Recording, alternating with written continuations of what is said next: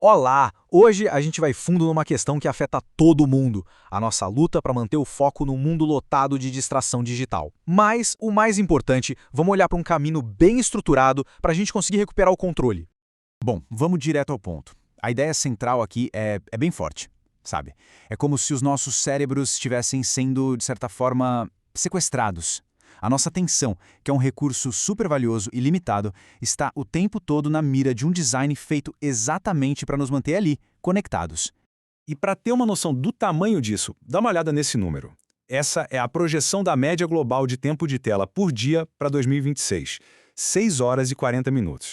É quase um turno de trabalho. E não é um tempo contínuo, não. Ele é todo picotado. 96. Esse é o número médio de vezes que uma pessoa desbloqueia o celular por dia. Já virou um reflexo, quase um tique nervoso da nossa época. E se a média global já assusta, olha só, em alguns lugares a coisa é ainda mais extrema. Chega a quase 9 horas e meia de tela por dia. Isso aí já deixou de ser um hábito há muito tempo, né? É praticamente uma condição. Agora, a gente chega no ponto crucial. Qual é o custo real de toda essa estimulação digital? A gente sai um pouco dos números para olhar para o impacto de verdade no nosso bem-estar, na nossa saúde mental. E aqui a ciência traz umas respostas bem claras, viu? Estudos mostram que só de reduzir a distração digital, pronto, os sintomas de depressão podem cair quase 25%, os de ansiedade mais de 16% e a insônia quase 15%. Ou seja, o custo é real, mas a boa notícia é que a recuperação também é. Então, a grande pergunta que fica é: como é que a gente sai desse ciclo? Como é que se quebra essas correntes digitais que parecem muitas vezes tão fortes e inquebráveis? E a solução que essa análise traz não é sobre demonizar a tecnologia de jeito nenhum. É sobre forjar uma nova relação com ela. A imagem aqui ilustra isso de um jeito brilhante. A ideia de um protocolo de 21 dias como se fosse uma espada sendo forjada. Um processo para fortalecer a nossa mente e a nossa intenção. A jornada toda é dividida em 3 fases bem claras. Primeiro, uma semana de detox intensivo, para quebrar os gatilhos. Depois, uma semana de redescoberta, de se conectar com atividades fora da tela. E por fim, a terceira semana, para consolidar o domínio e a liberdade.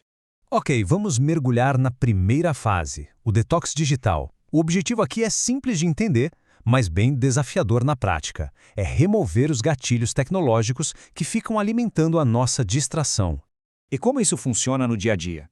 Basicamente, são 5 passos-chave. Primeiro, uma auditoria de aplicativos, identificar e apagar os que mais viciam. Segundo, uma dieta de notificações, chega de apito toda hora. Terceiro, usar o modo escala de cinza. Quarto, e esse é importante, transformar o quarto num templo, um lugar livre de telas. E por último, criar atrito, dificultar o acesso àquilo que mais distrai.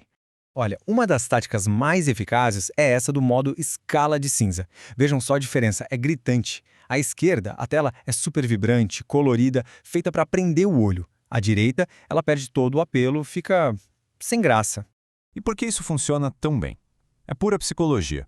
Como a gente vê aqui, o design dos aplicativos usa as cores de propósito para manipular o sistema de recompensa do cérebro. O vermelho dos alertas, sabe? O amarelo que passa uma ideia de felicidade. Quando a gente tira as cores, a gente tira uma boa parte desse poder de manipulação. Passando para a segunda fase, e aqui a mudança de mentalidade é total. O foco não é mais no que a gente está tirando, mas sim no que estamos colocando no lugar. Atividades reais, offline, que de fato nos preenchem. Aqui tem um conceito que é fundamental entender. A diferença entre lazer falso e lazer verdadeiro. Um deles drena a nossa energia com aquela rolagem infinita, sabe? O outro, na verdade, restaura a energia, porque envolve um engajamento ativo. A pergunta é, no final da atividade, a pessoa se sente renovada ou completamente esgotada? E o que seria esse tal de lazer verdadeiro? É sobre resgatar hobbies analógicos. Coisas que envolvem as mãos, o corpo, a mente, outras pessoas de verdade. Pode ser desenhar, caminhar, cozinhar, ter uma conversa olho no olho. Essas são as verdadeiras alternativas à tela. Chegamos na fase final, onde a gente vai construir em cima de tudo que foi feito nas semanas anteriores. O grande objetivo agora é criar hábitos que durem, para um foco de longo prazo. E o conceito central aqui é o de trabalho profundo. Pensa nisso como um estado de super foco, sabe? Um momento de concentração total, sem nenhuma distração, que permite criar coisas de altíssimo valor e desenvolver habilidades de um jeito que o trabalho superficial, simplesmente não consegue. E essa tabela aqui contrasta perfeitamente com o oposto, que é o trabalho raso.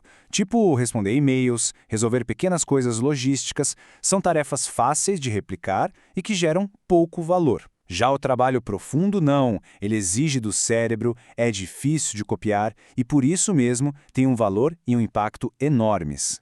E o benefício disso é simplesmente impressionante. Depois de só 4 semanas praticando o trabalho profundo com regularidade, a capacidade de concentração pode aumentar em até 200%. É literalmente um superpoder no mundo profissional de hoje. E assim, a jornada se completa. A gente sai daquele estado de cérebro sequestrado que vimos lá no comecinho para uma posição de domínio, de liberdade. Uma posição em que a tecnologia vira uma ferramenta a nosso serviço e não o contrário. E para a gente fechar, fica aqui essa reflexão. No fim do processo, o resultado médio é um ganho de 163 minutos de foco por dia. Isso é muito tempo. A grande questão é, o que uma pessoa pode criar, aprender ou construir com todo esse tempo e todo esse foco recuperado?